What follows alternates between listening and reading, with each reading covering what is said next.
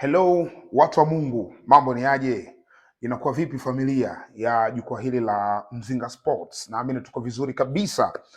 Nimeona katika tetesi za usajili bwana, taarifa ya Fred Duval Ngoma kuhusishwa na Young Africans.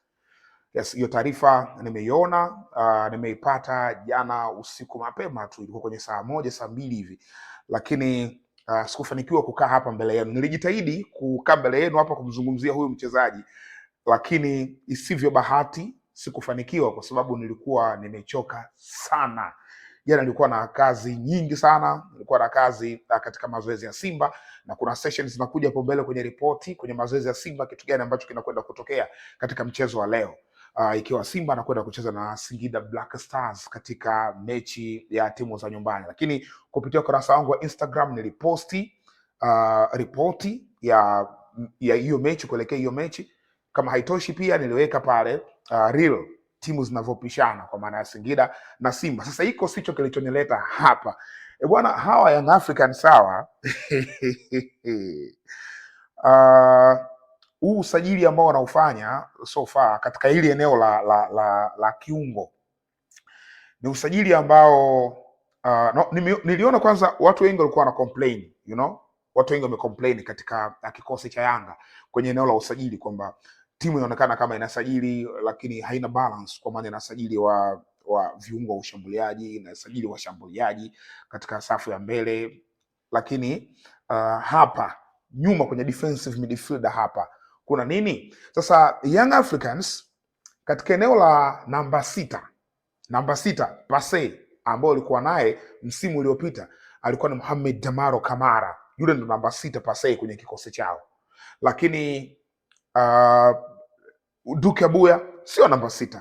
Mudathir Yahya anaweza kucheza namba 6, lakini anaonekana kuwa hatari zaidi akicheza kwenye boksi ya pili ya ushambuliaji, kwa sababu akicheza kwenye boksi hiyo ana uwezo wa kufunga sana. Sasa kama anaweza kukofa magoli huyu mchezaji, haina haja ya kumweka chini zaidi, unabidi umadvance, umsogeze juu. Kwa hiyo alichokifanya Young Africans ni kumadvance, wamemsogeza juu. Kwa hiyo namba 6 Pase kwenye timu walikuwa na struggle Young Africans kuwa naye. Good thing ni kwamba Duke Abuya, huyo Mudathir Yahya ni wachezaji ambao wanaweza kushuka chini kwa haraka when it comes timu inapoteza mpira, na faida ambayo Young Africans wako nayo ni ile good recovery. Yani ni timu ambayo wako fiti, wachezaji wanaweza kushambulia, wakipoteza mpira wanafanya recovery kwa haraka, wanarudi. Kwa hiyo hata ile pengo la namba 6 inawezekana usilione, unaweza kaliona pengo la namba 6 kwenye zile big matches, ndio unaweza kusema hapa kuna shida namba 6 hapa. Lakini hizi mechi nyingine za timu za madaraja ya kati huoni kabisa kama kuna shida namba 6. Sasa Young Africans wanaonekana wako serious na business kwenye season inayokuja, kuanzia kwenye ligi kuu au domestic cups ambazo wanashiriki, lakini pia hata katika michuano ya kimataifa. Unaendaje kimataifa kushiriki ikiwa katika safu ya kiungo cha ulinzi hauna namba 6 wa kueleweka? Sasa taarifa za tetesi za usajili zinamtaja Fred Duval Ngoma kuhitajika kwenye kikosi cha Young Africans, na zipo baadhi ya taarifa zinasema kwamba tayari almost kila kitu kiko sawa, inasubiriwa tu kutambulishwa, lakini zipo taarifa ambazo zinataja kwamba bado mambo hayajakamilika na huenda akakamilika muda sio mrefu kutoka sasa. Sasa hiyo sisi tunaweka pembeni, tunamwangalia Fred Duval Ngoma. Huu ndo ukurasa wake, sasa tunakwenda kumwangalia bwana Fred Duval Ngoma. Honestly, kwa kumuona, sio kwa kumsikia, sio kwa kumuona YouTube, sio kwa kufanya nini, kwa kumuona kabisa, Fred Duval Ngoma, tukae kwenye ngoma hapo, ni bonge moja la kiungo cha ulinzi, bonge moja la kiungo cha ulinzi. Huyu tukianza kwenye profile, kabla kumwangalia mwenyewe aina yake ya uchezaji na nafasi yake ndani ya Young Africans, tukianza kwenye profile, Duval ametokea Kongo, ile Kongo ya Brazzaville, Jamhuri ya Kongo. Ametoka pale nyumbani, amecheza klabu kubwa za Kongo. Unajua Kongo kwenye ligi yao, klabu kubwa zaidi ya Kongo ya muda wote ni Etoile du Congo. Sasa Etoile du Congo tunazungumzia tu historia, yani klabu kubwa kwa maana ya historia, but so far they are no longer, hawana hiyo nguvu, hawafanyi vizuri kabisa hiyo Etoile du Congo. Sasa hiyo Etoile du Congo unaiweka pembeni. Klabu nyingine inayofuata kwa ukubwa ndani ya Kongo ni CAR Brazzaville, CARA Brazzaville. Hawa na wenyewe ni wakubwa. Hawa wamechukua ubingwa wa Champions League mwaka 1974 Yes, wakati miaka ya 70 ilikuwa Afrika ilikuwa imekuwa dominated na Guinea. You know, Guinea imewahi kudominate mpira wa Afrika kwenye mwongo mmoja, yani kwenye miaka 10, kwenye miaka ya 70 hapo ndo walichukua ubingwa wa Afrika, hapo ndo walichukua mataji ya Afrika, hapo ya CAF, ya Champions League, hapo ndo walicheza nini hivyo. Kwa hiyo wao pia katika miaka hiyo ya 70 Brazzaville wakabeba ubingwa. Hatuwezi kukaa hapo muda mrefu, tunaondoka. Sasa hivi tunapozungumzia timu bora za sasa hivi ndani ya ile Congo Brazzaville, tunamzungumzia Egesso Toho Dioyo. Hawa ndo wamedominate soka ya Congo kwa sasa, ambao wenyewe hawatokei Brazzaville, wanatokea mji unaitwa Oyo, huko ndani. That's why inaitwa Otoho Dioyo, ya huko Oyo. Lakini kuna timu ya Diables Noir. Of course Diables Noir ni timu ya miaka mingi na yenyewe na yenyewe pia inafanya vizuri pia kwenye current performance. Zipo Ace Leopard inafanya vizuri pia. Kwa hiyo hizo ni timu tatu ambazo nimezitaja hapo za Congo. Zote hizo Fred Duval kapita, zote Ngoma amecheza Diables Noir, amecheza Ces La Manche, amecheza hiyo Ace Leopard ambao ni mabingwa mwaka 2012 wa Confederation chini ya Omog. Amecheza hiyo timu ya Otoho Dioyo. Sasa Otoho Dioyo imemwachia historia, ina mark ndani yake. Kivipi? Kwa sababu alivyocheza Otoho Dioyo alishiriki michuano ya kimataifa CAF Confederation Cup, ilikuwa mwaka 2018-19. Baada ya kushiriki that season, kwenye kundi lao walikuwa Otoho Dioyo ndio timu pekee inayotoka Sub-Saharan Africa. The rest teams zilikuwa zinatokea Northern Africa na zote zilikuwa zinatokea Morocco that season. Kwenye kundi lao alikuwa Otoho Dioyo, alikuwa Hassania Agadir, alikuwa RS Berkane, alikuwa na Raja Casablanca Green Eagles. Kwa hiyo zilikuwa timu 4-3 kutoka Morocco. Kwa hiyo kulikuwa kuna ruti za Morocco Congo, ruti za Morocco Congo, mara 3 wameenda kucheza Morocco. So kwenye ile michuano timu nyingi zilimuona, zikampenda. Timu ambayo ilifanikiwa kusecure dili ya Ngoma ilikuwa ni Al Ittihad ya Libya. Al Ittihad wana pesa nyingi kinoma kutoka pale Libya. Naona hata sasa hivi wanafanya vurugu katika usajili. Kwa hiyo Al Ittihad walimchukua akaenda Libya, akacheza season. Baada ya kucheza season, baadaye akaja akapata shida ya mguu, ankle.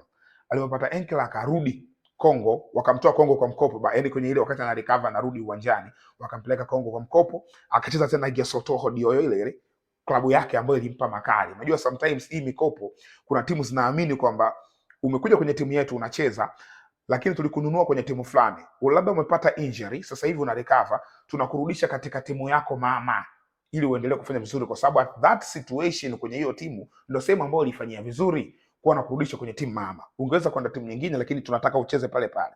So alirudi Otoho Dioyo, baadaye contract ikaja kuisha na Al Ittihad, akaendelea kubakia pale pale Libya, akaenda kucheza kikosi cha Al Akhdar ya Libya. Al Akhdar naamini wa Tanzania inawezekana kwa tunaikumbuka vizuri, walicheza na Azam FC kwenye moja of the Confederation Cup, wakatolewa Azam. Akhdar, baada ya kutoka Akhdar akaenda Dreni ya pale pale Libya. Baada ya hapo ndo akaondoka Libya, akaenda Olympic Club de Safi ya Morocco. Sasa akiwa hapo Olympic Club de Safi ya Morocco, season iliyopita 2025-2026, huyu mwanaume one of the best season kwenye maisha yake. Why? Olympic Club de Safi ilifika mpaka nusu finali. Unajua de Safi bajeti yao ni ya kawaida tu. Of course iko Northern Africa, wana nguvu kiuchumi ukikompea na timu za kwetu nyingi, lakini bajeti yao sio ya kutisha sana. Kwa hiyo kwenye michuano ya CAF Confederation walipambana, walikuwa kwenye kundi moja. Nakumbuka walikuwa na Olympic de Safi, walikuwa na Joliba Athletic, walikuwa na San Pedro, mwingine sio na nani mwingine hata simkumbuki vizuri. Hivyo ilikuwa msimu uliopita, nakumbuka mechi zao. Baada ya hapo wakaenda katika hatua ya nusu finali ya mwisho, ambako ndo walitolewa hapo nusu finali, walitolewa na USM Alger ambao ndo mabingwa wa Confederation last season. Huyu Ngoma licha ya hayo yote ambayo tumezungumzia hapo, kwa maana ya safari yake, msimu uliopita nimeutaja kama msimu bora sana, na unajua hata kiasi kwamba inanishangaza kuona Ngoma anatoka Morocco, Olympique de Safi, anakuja Tanzania kama tetesi zinavyoeleza, anakuja Tanzania. Ni kitu ambacho kama kilikuwa kinanichanganya hivi kwamba like inakuwaje anatokea Morocco, na sio tu kutokea Morocco is not a big deal. Wameshatokea Morocco wachezaji wengi tu na wakaja hapa na wakaenda maeneo mengine Sub-Sahara. The issue is performance yake ilikuwa bora sana akiwa na Olympique de Safi last season. Kwenye hiyo michuano ya Confederation tunayoongea, alikuwa ana perform big time, alikuwa anacheza vizuri big time, na alikuwa anaanza yeye. Yani kwenye double pivot ambao Olympique Safi walikuwa wanacheza, alikuwa Fred Ngoma lazima awe pale. Kwa hiyo Fred Ngoma yuko hapa, wa pembeni yake ni nani? Ndio alikuwa wanabadilishana. Yes, Boshkil kuna muda alikuwa anacheza Boshkil, kuna muda alikuwa anacheza Sadwan. Wanatoa, anaingia huyu, anaingia huyu, anaingia huyu, anaingia huyu. Kwa hiyo unaona huo ugumu. Tena kuna mechi moja dhidi ya USM Alger, ile ambayo ilipigwa Morocco. Bwana, ile mechi alipoteza viungo wale wa USM Alger. USM Alger wana viungo wao watatu. Kwenye hii kampeni iliyopita mpaka enda kwa ubingwa walikuwa na viungo watatu hatari. Walikuwa na Brahim Benzaza, tunamfahamu anavaa jezi namba 6, one of the best. Mtulivu kinoma Brahim Benzaza. Alikuwa yuko pale, alikuwa Haitham Lusif anacheza pale, alikuwa pia anacheza na Zakaria Draoui, au viungo watatu. Yule mwanamume aliwapiga sana shoka katika hiyo mechi. Ilikuwa one of the best performance ambayo alionyesha Fred. So ni mchezaji mzuri Fred. I thought maybe kwa kile ambacho amekionyesha angeweza kupata deal maybe pale Morocco katika hizi klabu kubwa, lakini haikuwa hiyo. Of course tunafahamu kuhusu qualities za kule, yani wanachukua qualities kubwa pengine sometimes kuliko hata Fred Ngoma, lakini kwa quality yake inaelezwa kwamba anakwenda kujiunga na Young Africans Tanzania. Bwana ni best player and no doubt kwangu miongoni mwa deals bora zilizofanyika katika ardhi hii ya nyumbani ya Tanzania kwenye dirisha hili, endapo itakamilika na itakuwa rasmi.